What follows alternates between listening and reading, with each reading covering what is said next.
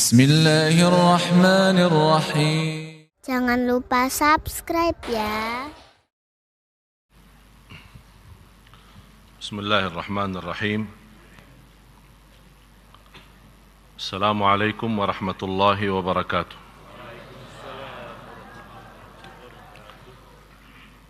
Alhamdulillahi rabbil alamin. Wa ashhadu an la ilaha illallah wahdahu la sharika lahu waliyus salihin. Wa ashhadu anna sayyidana wa nabiyyana Muhammadan abdullahi wa rasuluhu as-sadiqul amin. Allahumma salli wa sallim wa barik ala sayyidina Muhammad wa ala alihi wa sahbihi wa man tabi'ahum bi ihsanin ila yaumiddin. Subhanaka la ilma lana illa ma 'allamtana innaka antal alimul hakim. Maha suci Allah, saya tidak memiliki ilmu apa-apa, hanya saja apa yang diberikan oleh Allah Subhanahu wa ta'ala. Segala sesuatu milik Allah, semuanya dari Allah. Kita tidak punya apa-apa. Ibadah pun milik Allah. Kita hanya berdoa mohon taufik dari Allah untuk bisa menjadi ahli ibadah. Ilmu itu milik Allah. Kita meminta karunia dari Allah supaya memberikan pemahaman agama. Rasulullah bersabda, "Man yuridillahu bihi khairan yufaqqihhu fid din." Barang siapa yang dihendaki Allah memberikan karunia dan istimewa, diberikan pemahaman agama. Jadi memahami agama, memahami Al-Quran, dan memahami rahasia-rahasia daripada ibadah, salat, qiyamul lail, dan yang lain-lainnya, ini semuanya di tangan Allah SWT. Oleh karena itu kalau kita perhatiin, manusia walaupun namanya manusia, tapi dalam sisi ibadah sangat berbeda. Kenapa sangat berbeda? Karena kembali kepada perbedaan ikhlas, perbedaan khusyuk, perbedaan ilmu. Dan kita tidak bisa menghukumkan seorang menjadi salih karena banyak amalan salihnya, dan juga kita belum bisa menentukan orang jahat karena banyak berlaku jahatnya. Apalagi kalau orang itu sudah menghadapi kematian, sudah dipanggil oleh Allah Subhanahu wa taala, tidak boleh kita membahas kekurangannya, hanya kita bisa sebutkan kebaikannya. Kalau tidak mau menyebutkan kebaikannya, doakan saja. Karena bisa dengan satu amalan bisa membawa kita masuk surga, dan satu amalan bisa membawa kita masuk neraka. Dan sudah Rasulullah SAW menceritakan seorang wanita yang sudah dilaporkan kepada Rasulullah SAW, orang wanita itu salihah, ahli ibadah, qiyam lail, puasa, Quran, dah pernah tinggalin majlis ta'lim, ilmu. Tapi punya satu masalah, tidak menjaga lidahnya dan menyakiti tetangganya.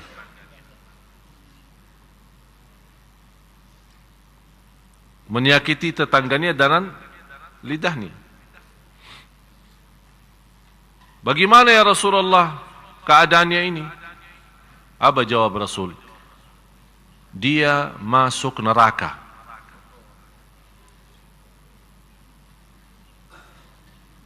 Padahal dia ahli ibadah. Bapak Ibu, kalau anda mendengar sebuah hadis ini, bisa menjadi ancaman berat bagi kita semua. Tapi jangan anda salah faham, kalau Rasul menyebutkan seorang masuk neraka bukan berarti kekal. Karena tetap kebaikan itu terhitung karena Allah Maha Adil. Cuman cuba lihat sejauh mana buruknya ucapan lidah ini, yang bisa dengan ucapan biasa atau kita menghitungkan biasa, tapi dengan ucapan satu bisa membawa kita masuk neraka 70 tahun. Ini baru satu kata. Ini bukan kata saya, kata Rasulullah. Wa rubba kalimatin yaquluha qail la yulqi laha balan tahwi bihi fin nari 70 kharifa. Berumpamaan seorang yang mengucapkan satu kata tanpa disadari, dan kata itu dia mendapatkan murka Allah, masuk neraka 70 tahun. Bagaimana kalau ribuan kata? Oleh karena itu orang salih yang sudah menerti ini, dia sangat mengutamakan diam daripada bicara. Karena berbicara jelas-jelas ke neraka. Udah, kita sudah sama-sama belajar lebih baik mencegah daripada berobat.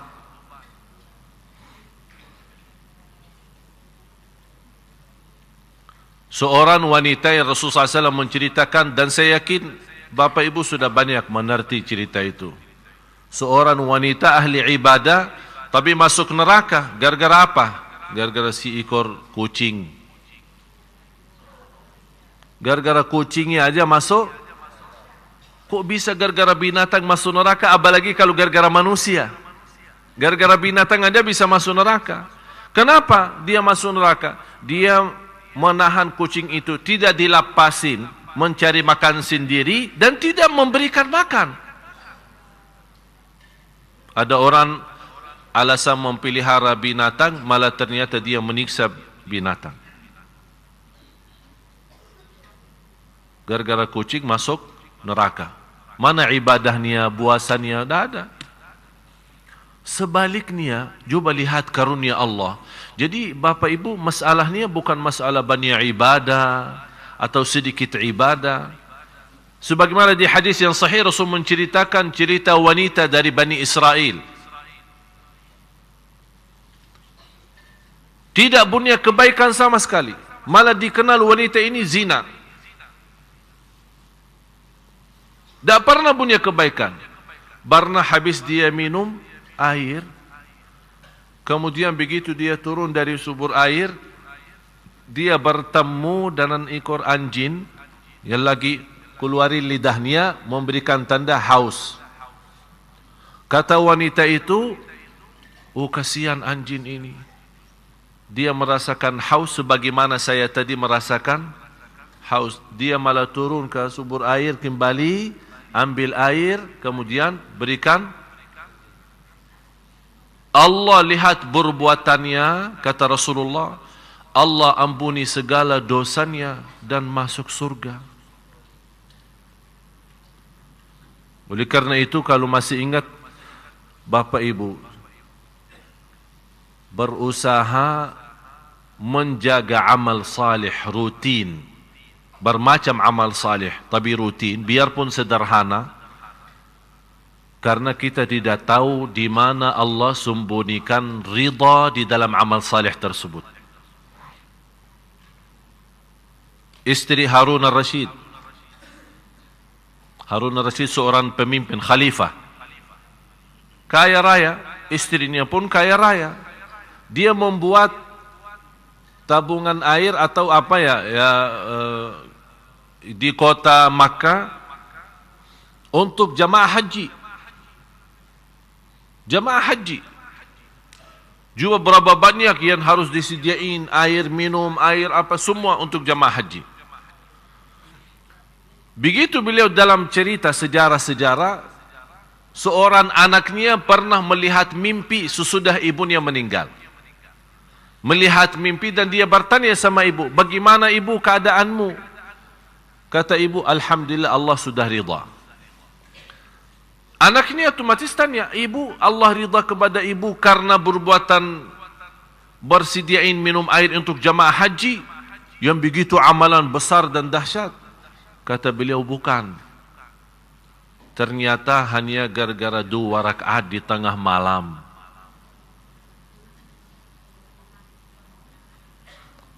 Jadi masalahnya bukan amalan kita kadang-kadang merasa diri, aku sudah membangun masjid yang terbagus sedunia.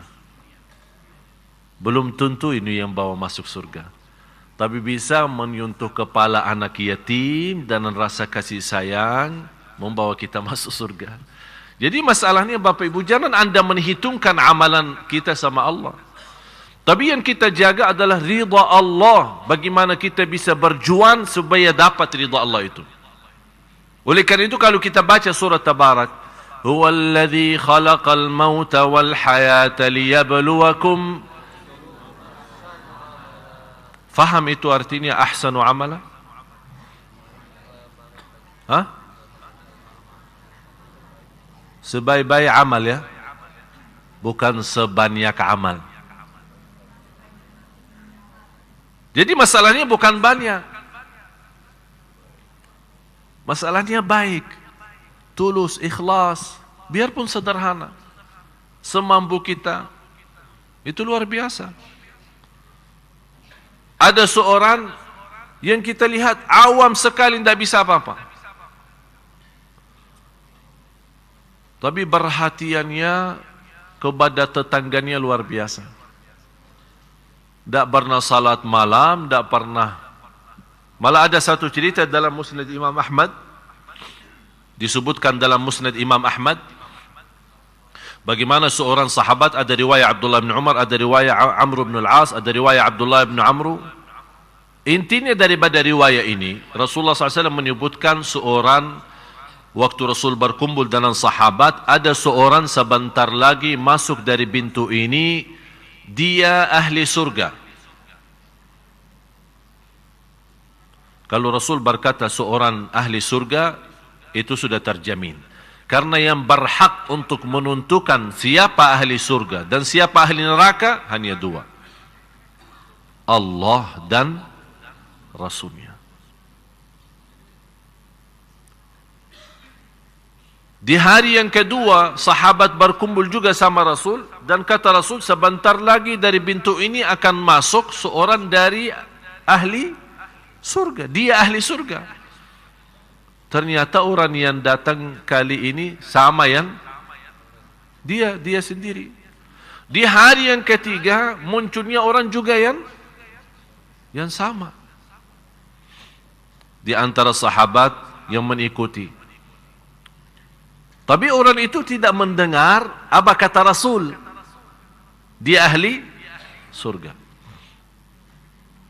Begitu beliau keluar, diikutin sama seorang sahabat. Ada riwayat Abdullah bin Umar, ada riwayat Amr bin As, ada riwayat Abdullah bin Amru.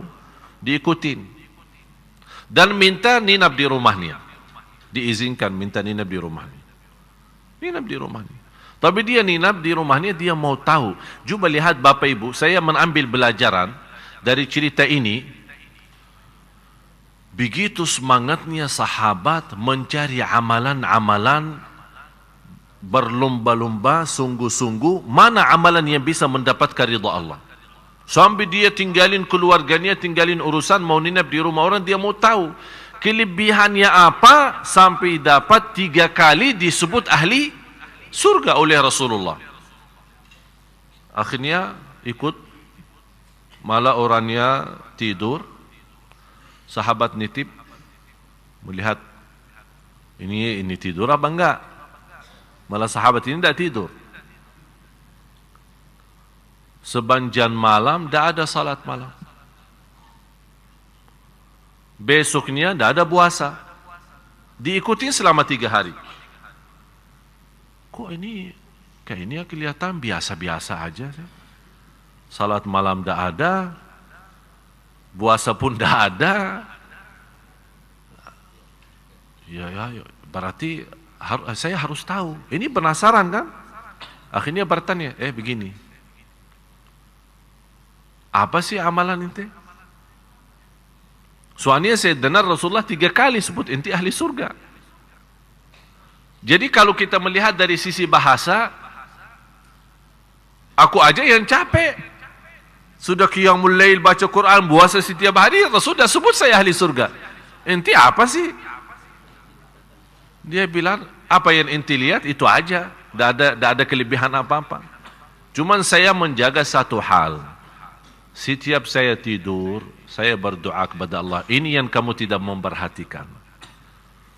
Saya berdoa, ya Allah, saya maafkan semua orang yang menzalimi saya. Dan saya bersihkan hati, tidak ada titik hitam terhadap siapapun. Langsung kata sahabat, itu dia. Dan susah dilaksanakan. Susah? Ya memang. Manusia terlalu menahan dendam ya. Begitu dia punya kesempatan, habis-habisan. Bisa kita pura-pura maafin orang, tapi hati kita belum ikhlas. Apalagi kalau diikutin, ayo sudah, atas nama saya Ali Jabir, udah maafin. Ya udah, saya maafin. Tapi hatinya bahasa lain. Berat. Memang sifat manusia berat, suka menahan dendam itu. Sakit hati itu tidak bisa dilepas. Oleh karena itu begitu, bisa orang manusia yang sudah sifatnya rendah seperti ini, dia bisa tinggalkan kerindahan itu, menjadi manusia istimewa, Allah hargai dalam surga. Seperti perbuatan tadi.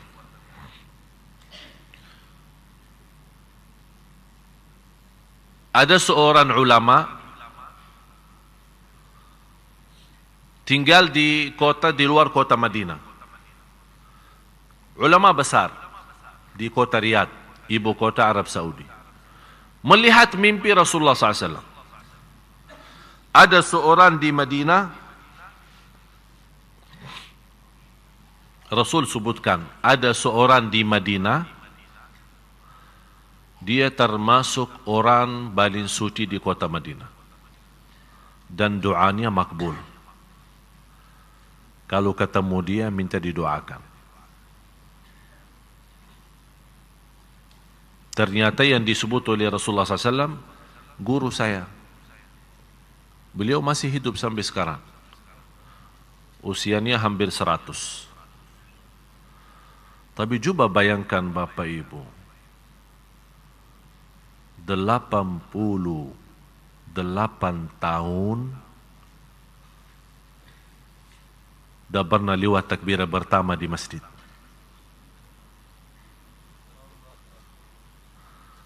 Delapan tahun menajar Al-Quran di Masjid Nabawi. Dari subuh sampai isya. Antri orang yang mau belajar sama dia.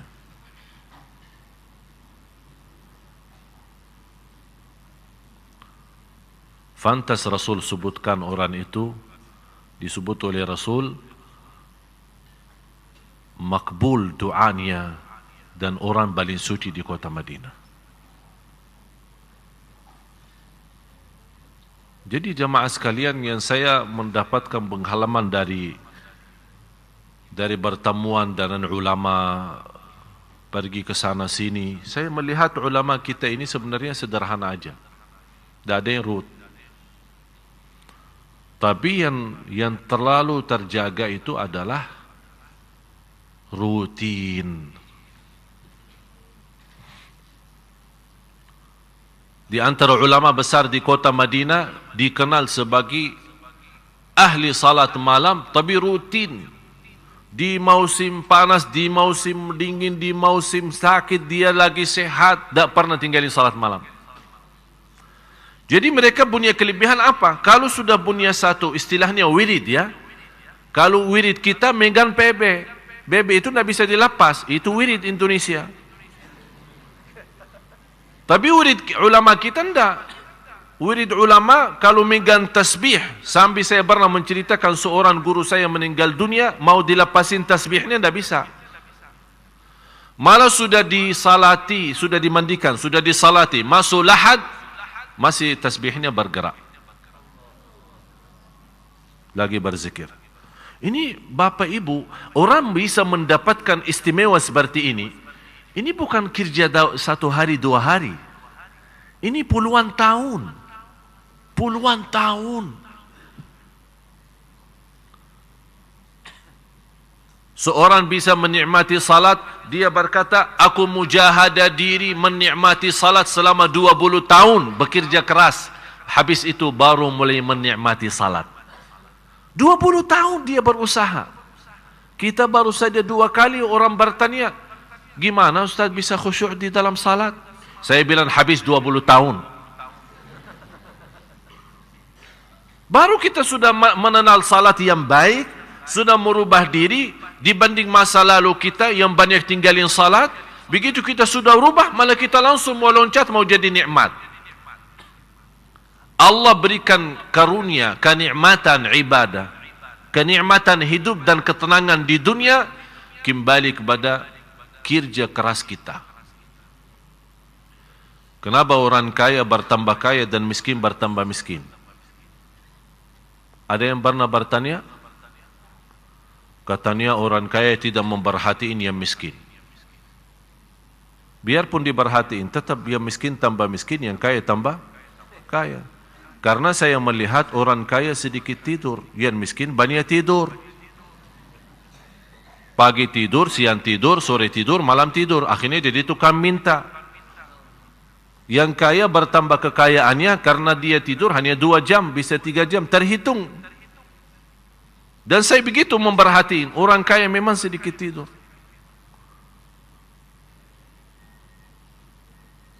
Berarti Allah adil. Bukan hanya urusan agama, ibadah, ada juga urusan dunia. Yang bekerja keras dapat. Ada tiga poin. Barang siapa yang korbankan 3 poin akan dapat rahasia sesuatu.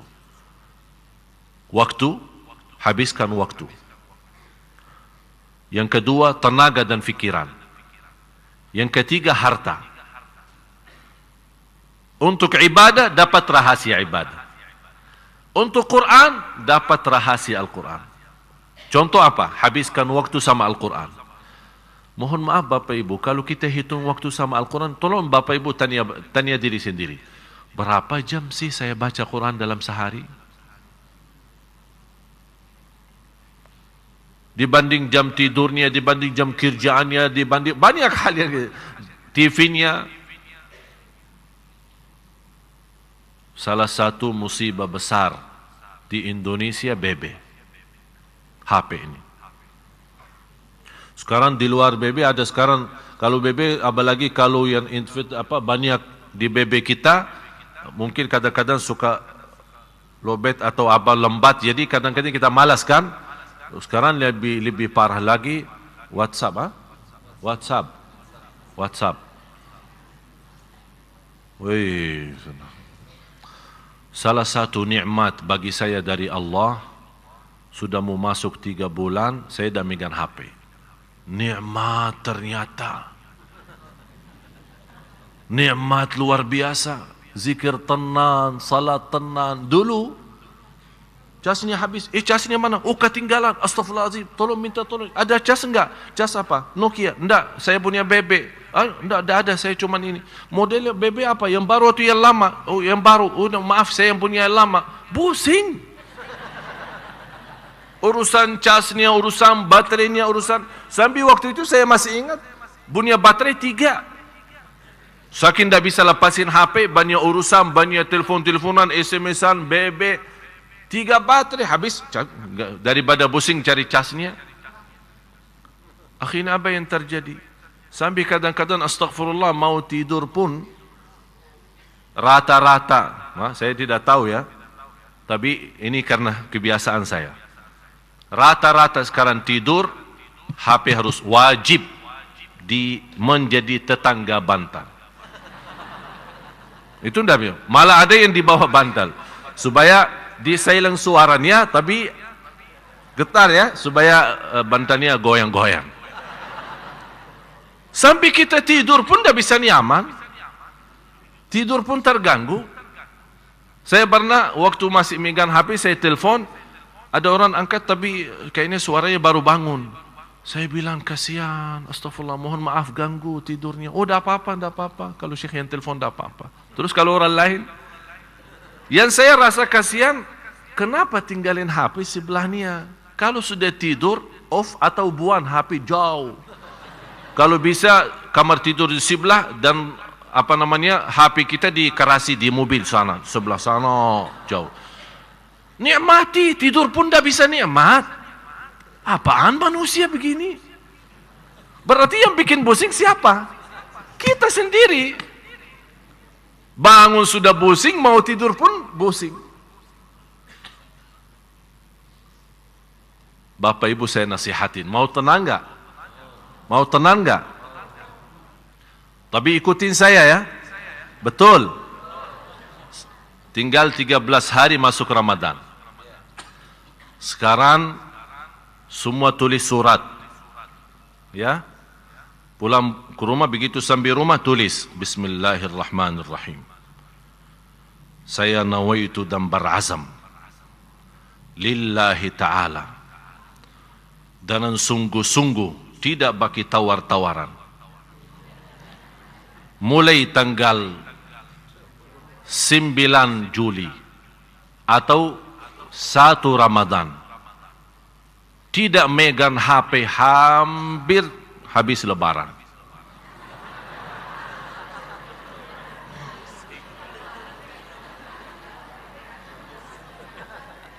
Siap enggak?